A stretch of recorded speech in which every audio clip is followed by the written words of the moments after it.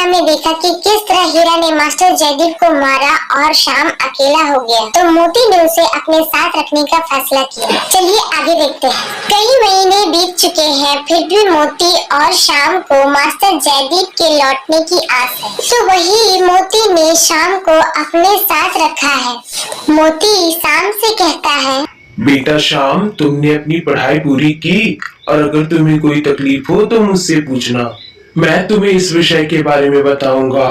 बस तुम अपना मन पढ़ाई में लगाना। तो शाम कहता है, काका, मुझे कुछ चीजों में दिक्कतें हो रही है, लेकिन मैं करने की कोशिश कर रहा हूँ।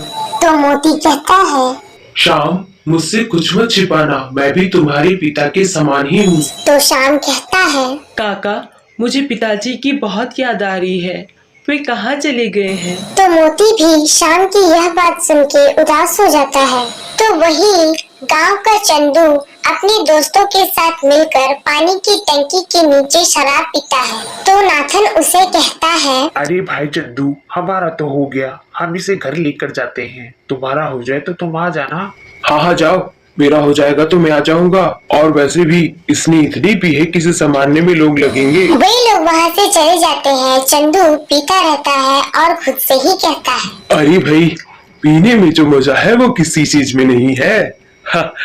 तभी चंदू को एक अजीब सी आवाज सुनाई देती है, तो वो इधर उधर मुड़ के देखता है। देखते ही देखते सामने बनी एक गड्ढे से मास्टर जयदीप का भूत निकलता है। तो चंदू भूत को देखकर डर जाता है। जयदीप का भूत चंदू से कहता है, क्यों चंदू, याद आया मैं कौन हूँ? तो चंदू कहता है, अरे मास्टर, तू तो मर गया था ना? हाँ, मैं मर गया था और अब मैं तुम लोगों को मारने आया हूँ। तुम लोगों ने इतनी बेरहमी से मेरी हत्या की, अब तुम सब मरोगी, तुम सब। यह सुनकर चंदू वहाँ से भागने की कोशिश करता है। जहाँ तक भागना है भाग लो, पर मुझसे नहीं भाग सकते। तभी मास्टर जयदीप चंदू के सामने आ जाते हैं। चंदू कहता है, मास्टर, मुझे छोड़ दे, तुझे तो हीरा जी ने मारा है। हाँ, पर तुम सबने उसकी इस गलत काम पे साथ दिया और मेरे शरीर को जमीन पे दफना दिया, मेरे परिवार को देने के बजाय।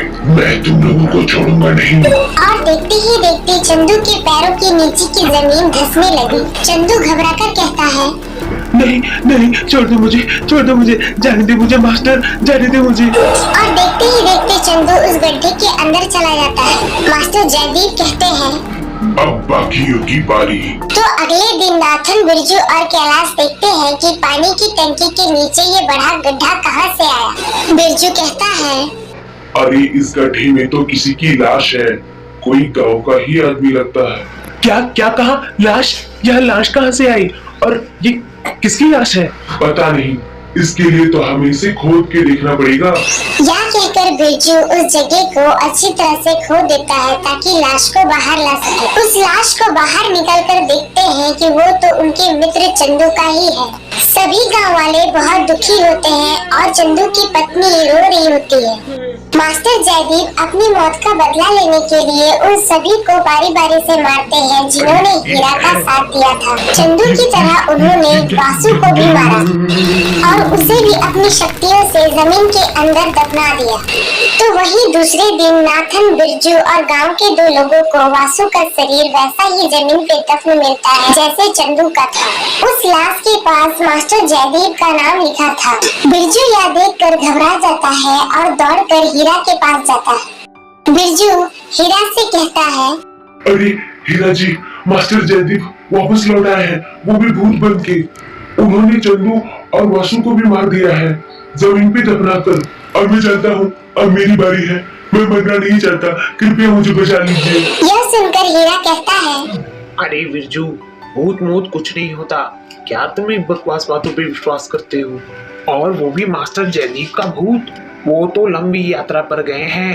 और हाँ, तुम ये अपनी बेवकूफ भरी बातें किसी और से मत कहना, वरना मास्टर जयदीप का भूत तुम्हें मारे या ना मारे, मैं तुम्हें जरूर मार दूंगा। जाओ और अपना मुंह बंद रखो। यह सुनकर बिरजू सोच में पड़ गया और अपने घर पर आकर चुपचाप बैठ गया, इसी डर के साथ कि अब मास्टर जयदीप का भूत उसे मारने वाला है। तो उधर हीरा कॉन्ट्रैक्टर राकेश को अपने घर पे बुलाता है अरे राकेश जी, आप कुछ लेते क्यों नहीं? आपका ही घर समझिए। वैसे मानना पड़ेगा हीरा जी, घर तो आपने शानदार बना ली है उन जमीन के पैसों से। क्यों नहीं, इसीलिए तो ये सारी मुसीबतें झेल रहा हूँ पैसों के लिए। ये लीजिए राकेश जी, ये आपके बाकी के पूरे पैसे। और आप भी खुश हो जाइए। आप भी क्या याद रखेंगे कि किस बड़े दिल वाले से पाला पड़ा है। हाँ, सही कहा आपने। ये सब कुछ तो हम दोनों के मेहनत का ही फल है। वैसे अगर आप चाहे तो यहाँ रह सकते हैं, कल सुबह चले जाइएगा। ठीक है हीरा जी, अगर आप कहते हैं तो मैं आपकी बात मान लेता हूँ। हीरा के कहने पर कॉन्ट्रैक्टर राकेश एक दिन उसके घर रहने के लिए तैयार हो गया। तो वहीं दूसरी तरफ बिरजू ने मास्टर जयदीप के भूत के डर से खुद को घर पर बंद कर लिया है। तभी बिरजू को एक अजीब सी आवाज सुनाई देती है। बिरजू यह देखकर घबरा जाता है कि उसके घर की जमीन पर वैसा ही गड्ढा बनता है। तभी उस गड्ढे से मास्टर जयदीप का भूत निकल आता है। मास्टर जयदीप के भूत को देखकर बिरजू वहाँ से भागने की कोशिश करता है। तभी मास्टर जी का भूत बिरजू के सामने आ जाता है। छोड़ दीजिए मुझे, छोड़ दीजिए, मैंने कुछ नहीं किया। ये सब मैंने हीरा की कहने पे किया मास्टर था। जयदीप कहते हैं, तुम सब एक एक कर मरोगे। कोई बचाओ मुझे, बचाओ मुझे। अब बस बचे दो, वे भी जल्द ही मारे जाएंगे मेरे हाथों से। और वही गांव वालों ने बिरजू के शरीर को वैसे ही जमीन पे दफन पाया। तो वही हीरा राकेश को बिरजू की मनगढ़ंत बात को बताता है। अरे मुझे तो लगता है कि बिरजू पागल हो गया है। तभी एक गांव वाला दौड़कर हीरा के पास आता है और कहता है, अरे हीरा जी, चंदू और वासु की तरह किसी ने बिरजू को भी मार दिया है। उसकी यह बात सुन के वे दोनों घबरा जाते हैं। राकेश हीरा से कहता है, अरे हीरा जी, कहीं सचमुच मास्टर जयदीप का भूत तो नहीं? मैं तो यहाँ नहीं रुकने वाला, मैं जा रहा हूँ। तो हीरा कहता है, अरे राकेश जी रुक मैं जाइए, जा रहा कोई हूँ। भूत नहीं है, सुनिए तो। वही शाम होने को है और राकेश अभी भी गांव के रास्ते पर ही है।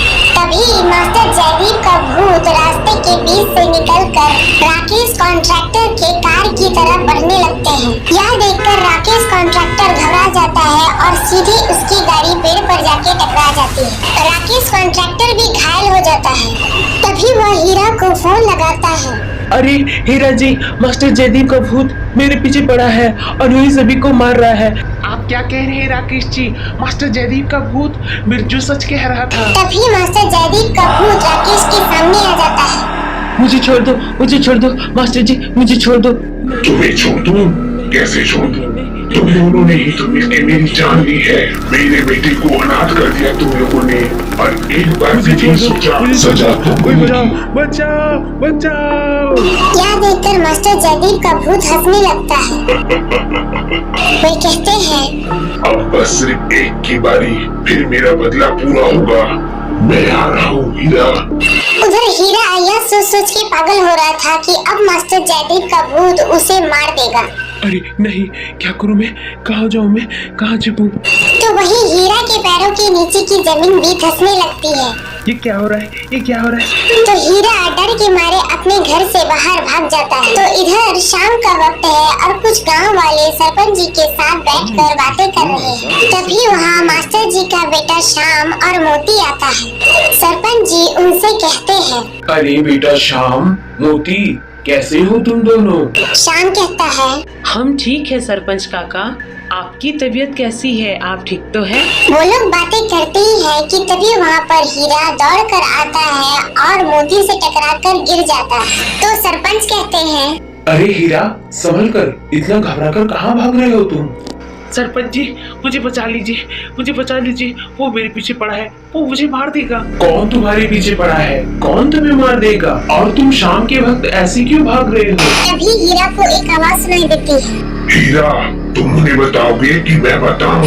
तभी देखते ही देखते नीचे जमीन पर एक गड्ढा बनने लगता है अरे ये क्या है? और मास्टर जयदीप का भूत वहाँ से निकलने लगता है। सरपंच जी और गांव के लोग देखकर डर जाते हैं। हीरा, सभी गांव वालों को अपनी सच्चाई बताओ, वरना मुझे बताना पड़ेगा। पिताजी, आप कहाँ थे?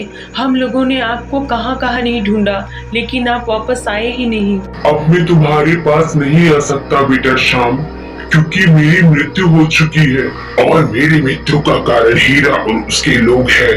इन लोगों ने मिलकर चंद पैसों के लिए मेरी बेरहमी से हत्या की। बताओ हीरा, वरना तुम अपनी जान से जाओगे। हाँ हाँ, ये सच है सरपंच जी। मैं कबूल खाता हूँ। मैंने ही उन जमीन के पैसों के लिए मास्टर जयदीप की हत्या की थी। हीरा, तुम्हें तो सजा मिलनी ही चाहिए। तुमने एक बेटे को अनाथ कर दिया, उसके सर से पिता का साया छीन लिया तुमने। तुम मास्टर जयदीप के अपराधी हो। मैं तुम्हें नहीं बचाऊंगा। यह सुनकर हीरा वहाँ से भागने लगता है। तुम मुझसे नहीं भाग सकते हीरा, तुम्हारा अंत निश्चित है। तभी देखते ही देखते हीरा के पैरों के नीचे की जमीन धंसने लगती है। तुम्हारी बात का घड़ा अब भर चुका है। सरपंच जी, मुझे बचाइए, मुझे बचाइए, मुझे बचाइए। मुझे मरना नहीं है, मैं मरना नहीं चाहता, मुझे बचाइए। मैंने तो सोचा भी नहीं था हीरा कि मेरी पीठ के पीछे तुम पैसों के लिए ये सब कर रहे हो। सरपंच जी, बचाइए मुझे नहीं मरना, बचाइए बचाइए। मास्टर जयदीप शाम से कहते हैं, बेटा श्याम, तुम अपना और मोती काका का ख्याल रखना और अच्छा आदमी बनना। और हाँ, गांव के उस पीपल के पेड़ के नीचे मेरा शरीर है, उसका दाह संस्कार जरूर करना। जयदीप, अब तुम्हारे जाने का वक्त आ गया है। तुम शाम की फिक्र मत करो, मैं उसे अपने बेटे की तरह रखूंगा। और मैं भी तुम्हें वचन देता हूँ जयदीप कि हम दोनों ही मिलके उसका ख्याल एक पिता की तरह रखेंगे। आप फिक्र मत कीजिए पिताजी, मैं भी अपना ख्याल रखूंगा और पढ़ाई भी अच्छे से करूंगा। मुझे आपकी बहुत याद आएगी। उनकी ये बातें सुनकर मास्टर जयदीप का मन हल्का हो गया और वे प्रसन्न हो उठे। आखिरी बार अपने पुत्र श्याम को देखने के बाद मास्टर जयदीप वहाँ से हमेशा के लिए चले गए। पिताजी,